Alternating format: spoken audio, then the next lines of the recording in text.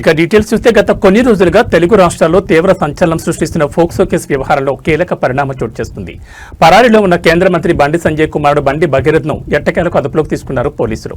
ఈ రోజు కోర్టు ముందు హాజరుపరిచారు. ఈ కేసును తీవ్రంగా పరిగణించిన న్యాయస్థానం నిందితుడు భగీరథ్కు 14 రోజుల పాటు జ్యుడిషియల్ రిమాండ్ విధించింది. కోర్టు ఆదేశాల అనంతరం పోలీసులు అతన్ని భారీ భద్రత నడుమ చెర్లపల్లి కేంద్ర కారాగారానికి తరలించారు.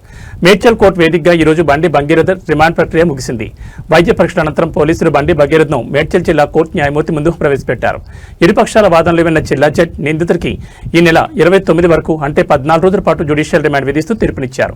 కోర్టు రిమాండ్ విధించడంతో పోలీసులు తదుపరి చర్యలు చేపట్టారు.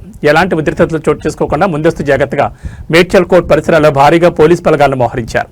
అనంతరం భగీరథ్ను చర్లపల్లి జైలుకు తరలించారు. కేంద్ర మంత్రి కుమారుడు అరెస్టు కావడం, అది కూడా ఫోక్సో లాంటి తీవ్రమైన కేసులో జైలుకు వెళ్లడం రాజకీయంగా పెద్ద దుమారానికి దారితీసింది. లీగల్ టీం బెయిల్ కోసం ప్రయత్నాలు ముమ్మరం చేస్తున్నట్టు తెలుస్తోంది. బండి భగీరథ్ రిమాండ్ ఖరారు కావడంతో చర్లపల్లి జైలు వద్ద భద్రతను పర్యవేక్షిస్తున్నారు. ఈ కేసులో తదుపరి విచారణను పోలీసులు ఎలా ముందుకు తీసుకెళ్తారనేది ఇప్పుడు ఆసక్తికరంగా మారింది.